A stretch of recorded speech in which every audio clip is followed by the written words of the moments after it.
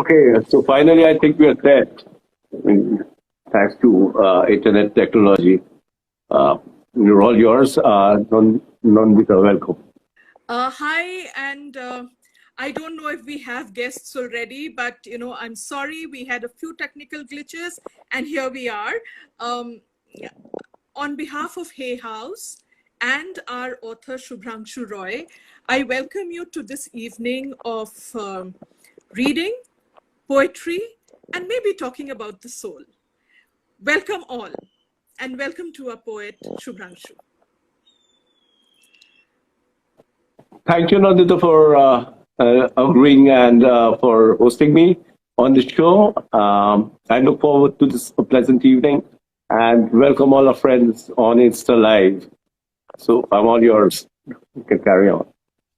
Okay, so the first thing I wanted to ask you was about, something that's happened to me as well, that, quite towards the middle of our career, we changed horses midstream. You were a journalist who decided to turn writer and poet.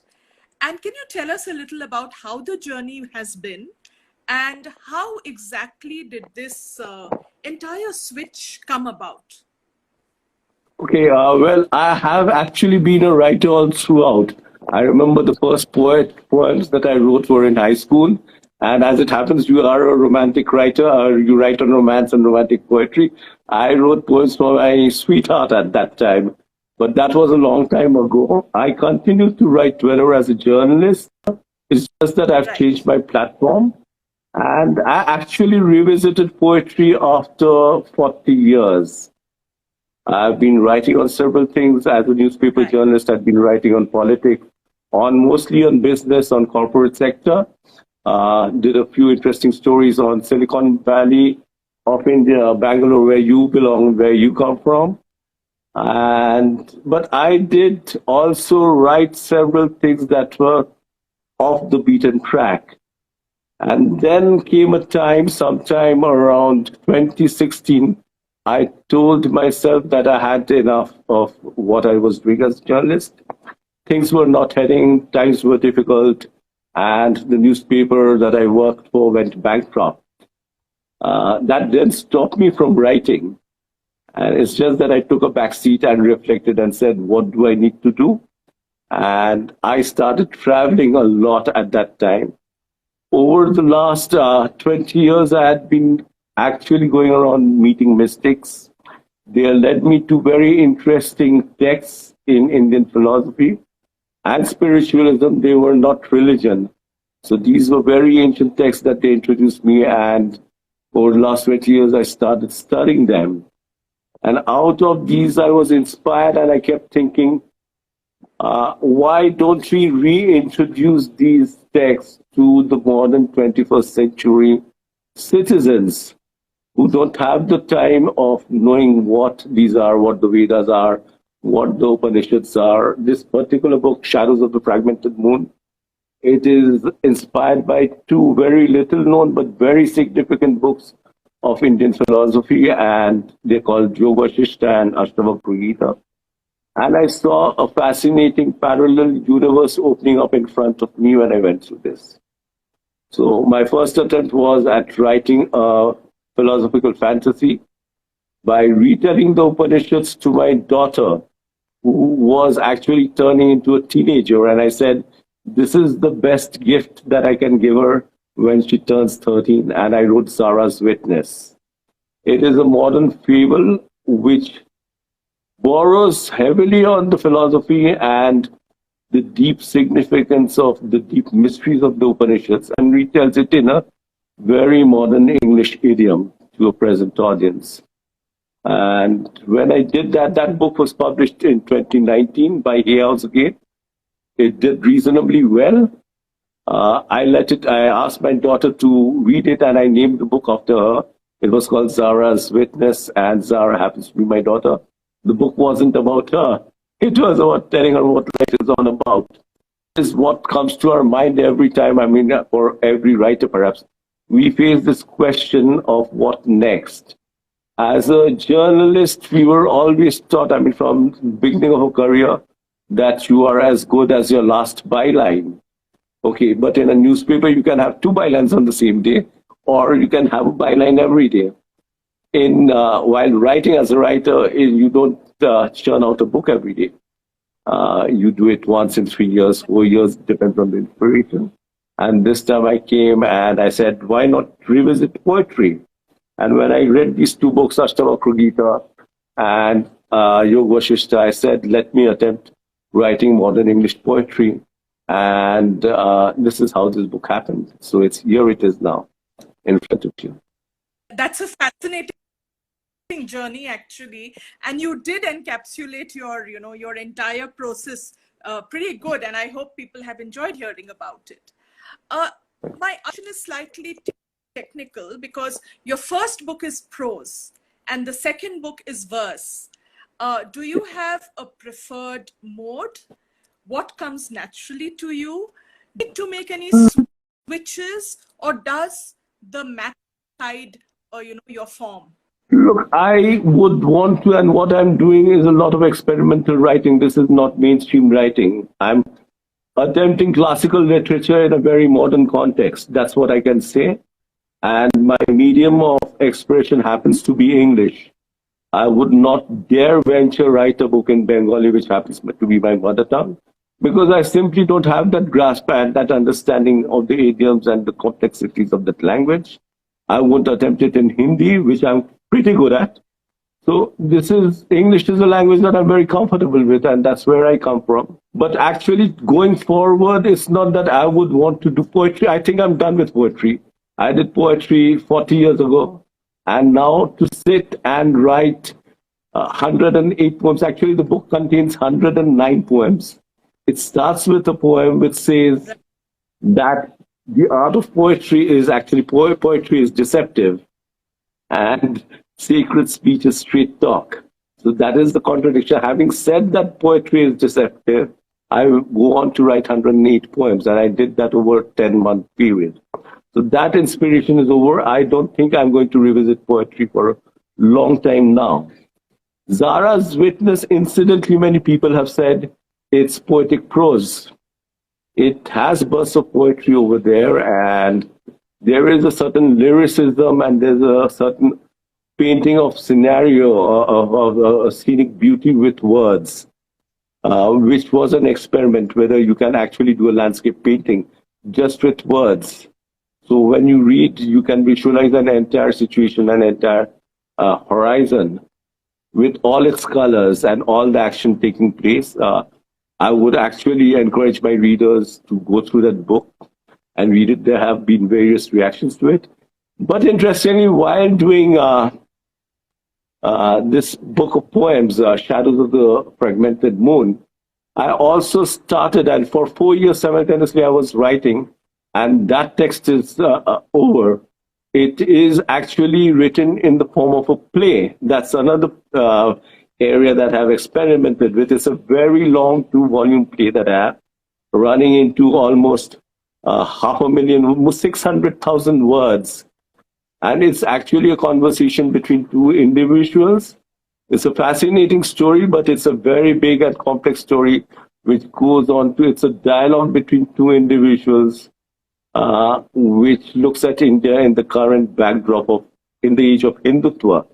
And it's a conversation between a Hindu and a Muslim about the likes, about the dislikes in life journey. Now, you'll have to wait for some time before that book is out in print.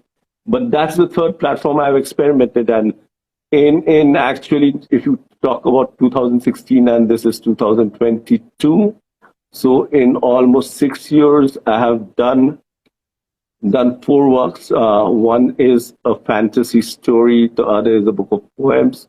The third and fourth are 2 volumes of a play, a classic play, set in a very contemporary and modern society. And then now I'm on to writing something which is both literature and philosophy. It is a hard look at what Hinduism is all about. And it is neither poetry, it's a long, long, long essay, if one were to say it as such. Or maybe it's a doctoral dissertation, if you were to talk about it. So I don't think the format, I would not stick to any format. I would look at what I am writing, what I'm experimenting with, and what is the I think you're very brave. genre. I don't carry a baggage with me. And I have actually de-risked myself from drawing comparisons with anybody, any known, unknown, established superstar author. I'm at peace with what I'm doing. I enjoy writing. I've enjoyed writing for more than 40 years now, of which 30 years has been in journalism.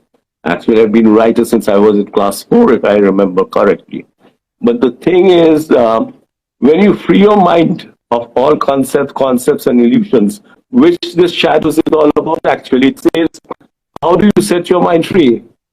You don't stick to the inherited world. You don't inherit, you create inheritances for others. So when you're walking this path, you're actually walking a lonely path. You are experimenting, you're creating different kind of things which should be good to read. I mean, people should take back something from them.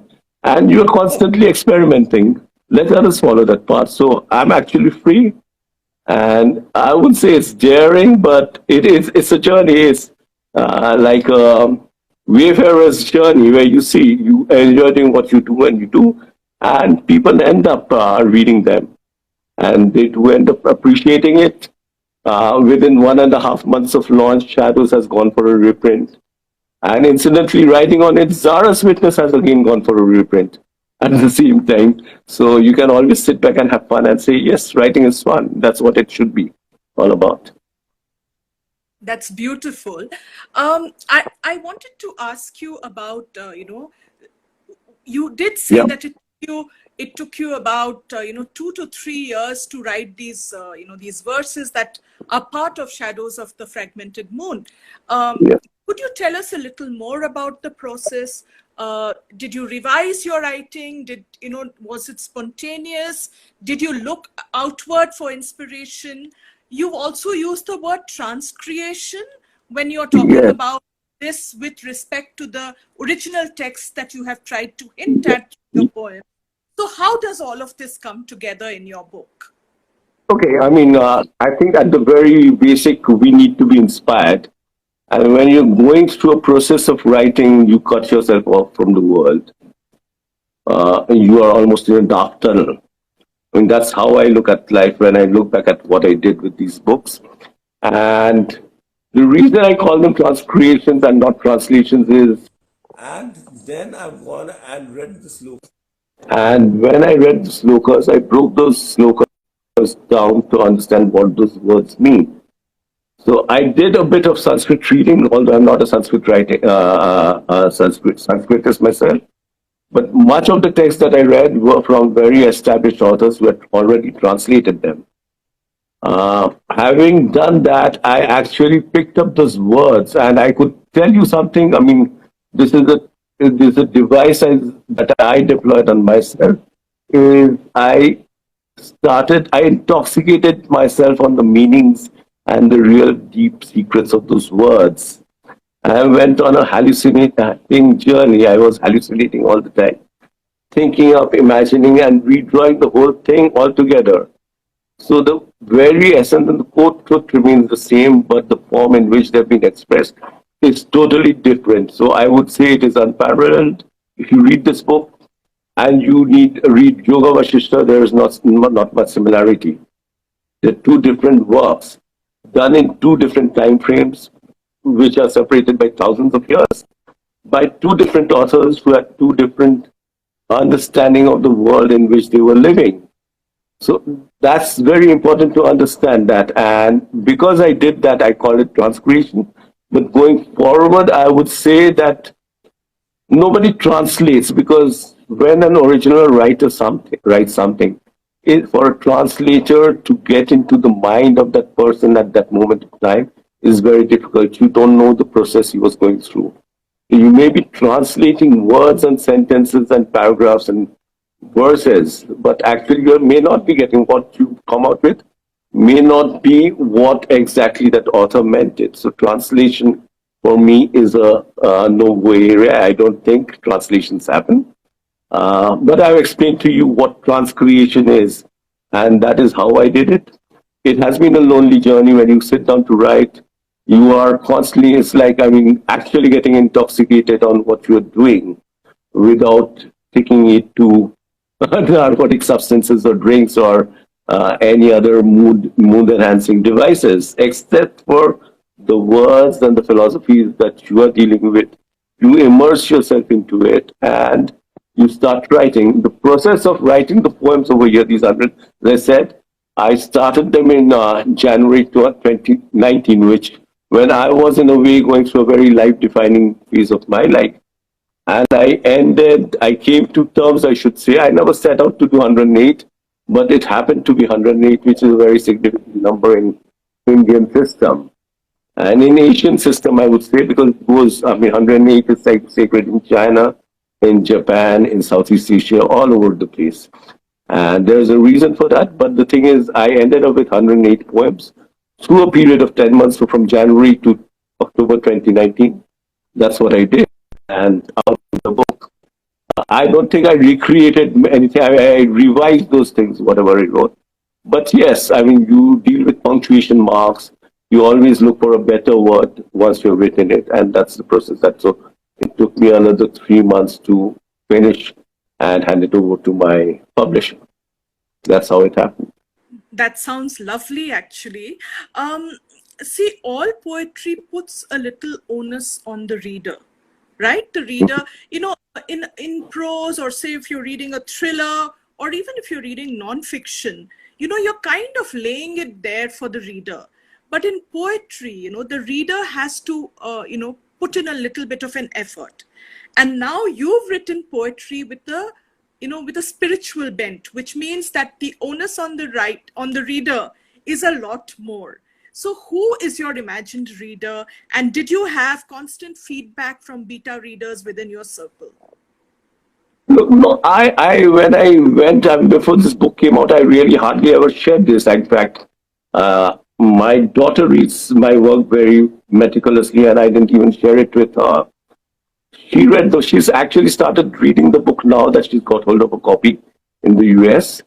And I know, so I did not take any peer review, have any peer review. I just let it out in the market, convinced that what I was writing had meaning for people. And the conviction came not from spirituality, although I do believe in spirituality, and I think a spiritual journey is a fascinating journey to go through. But I don't carry, again, any religious baggage, so I'm not part of any block, any ideology, nothing of that sort. After writing it, we went into a lockdown for almost 2 years. I mean, we all have suffered because of that, as you would know. And I realized that this book is actually this book of poems. As I've explained it over there in the introduction, it is meant to set your mind free. So you don't need to be a spiritualist or seek a spiritual journey. But a lot of us have suffered a lot of trauma during these last 2 years. Our friends, relatives, our own family members have lost their jobs. People have been reduced to penury. Children have suffered in their schools. They have missed classes, and parents have had to withdraw their children from good schools and put them in government schools because incomes were gone. So in this trauma, one of the things that I saw is how do you, so with so much of baggage on your mind, I mean, you don't know what is going to happen to you next. I thought this is the book to free your mind, and that is where it comes. So it's actually a manual for psychologically training yourself. Russia war, prices going up, commodities not being there, your petrol prices soaring, and I mean the world is in a mess. So what do you really hang on to? You hang on to hope. But at the same time, when you hang on to hope, you don't hang on to a make-believe hope that the world is going to get better. This book helps you actually confront this world as it is and makes you see what you're facing, understand it as it is and accept it, and then move on with whatever. So it actually the book ends on a very short poem which is very relevant, and and the title is borrowed from a very famous song, Que sera, sera, sera. So whatever will be, will be. I mean, and you be what you are. I mean, that's where it comes from. So yes, it has a very deep spiritual basis and it's rests on a very spiritual foundation. But the book is for everyone, in especially in this world that we are facing today, in order to carry on with our normal day-to-day lives. Great. Um, I asked you specifically about the reader and your imagined reader because there is something that is fishy about this book, if I may use that word. Yeah. Whenever we read a book on spirituality or we pick up a book on spirituality somewhere, Mhm. we expect answers. But your book is such that it has more questions than answers. And was that deliberate on your part? Does anyone really have an answer to anything? Things happen. Things happen to us. As I mean, there's a very famous saying, which is totally not spiritual, and it says, "Shit happens." And this Right, book it doesn't tell you how to avoid shit. It tells you what happens when shit happens. So I mean, right, once stink is there, how do you live in stink? Surrounded by stink. This is what it is all about. This is not, in many ways, I said this book is founded in spiritualism. It rests on spiritualism, but it is not a spiritual book. It is not meant to make you a sannyasi. It is meant to make you live your life in this world the way you are and to accept yourself and your circumstances. And for that, I don't think there are any great answers. For the most simplest mysteries in life don't have an answer. So, I mean, you see, I mean, that's where it comes from. I mean, would you it's a like book to? of reflection when you read this book, and I mean, you can read it in a public space, or we can do an InstaLive. But actually, you connect with this book again when you sit in isolation in a dark room under a table lamp or under the stars and read it and absorb the words. And then a lot of passages open up. It's like a portal, and it's not a portal to a make believe world, but it's a portal to your own inner being, where the book actually prods you to confront the truth, to shed your make believe world and to look within. It's not to look into extraterrestrial space. It says, look within, look within, look within. Constantly, it says everything, whether it's Shiva or Kali or Allah. I mean, there's a poem called Fana over here, and which is based on the Neti Neti Neti concept. And it says, look within. Whatever is there is not there up in the sky, is there inside you. That's what you confront. You confront yourself and your problem. I can guarantee you that your problem will be solved if you confront yourself and face the truth. What is the truth? It's not what I tell you. It's what you know is the truth. That's the truth. And book is about that. Would you So like to? I hope I've Coming.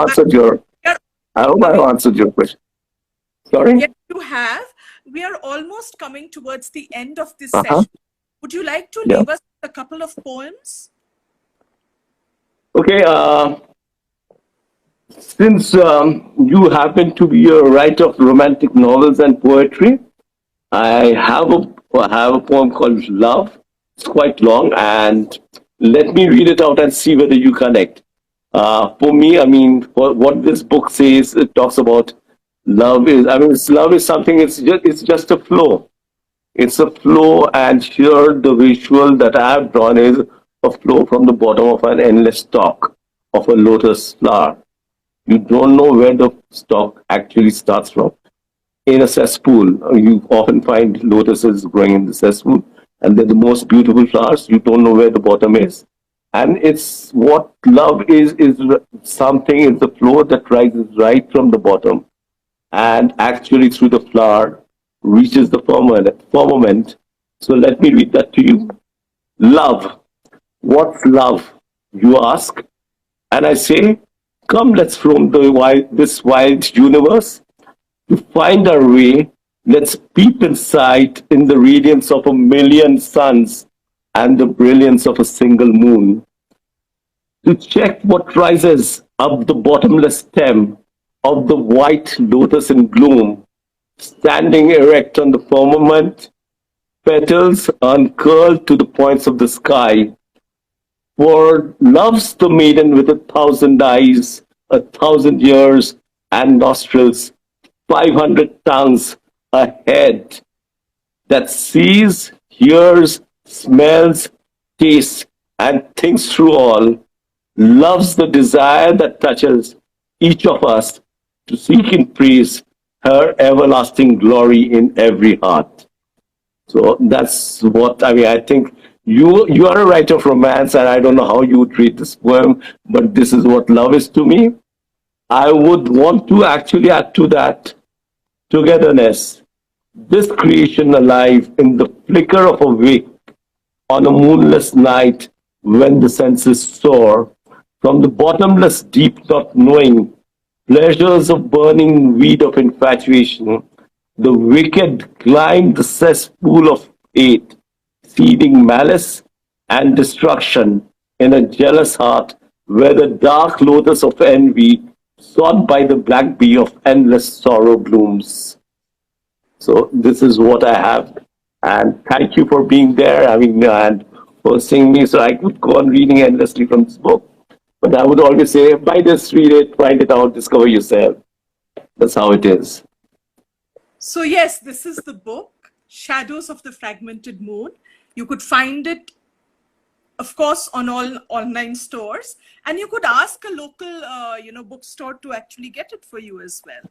And we are writers, we support bookstores, we support all people who sell books, all people who are involved in books, and all people who read books. It's been a wonderful session with you, Shubhrangshu, and I hope our readers have enjoyed every bit of this. Thank you so Thank much. you. Thank you, Nandita. But before we sign off, would you like to read any one of those poems that you would have come across? Is there anything that actually um, interests I you over told you here? before, I read pretty badly. There, actually, you know what? I think it was okay. This is the one that I had bookmarked. It's called The Dreamer. Mhm.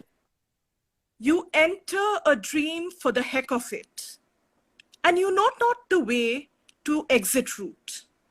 From the world you brought alive in sleep, awake to desires manifest. In the raging flame that consumes your being, stranded amidst embers, aglow, each spark ignites your mind.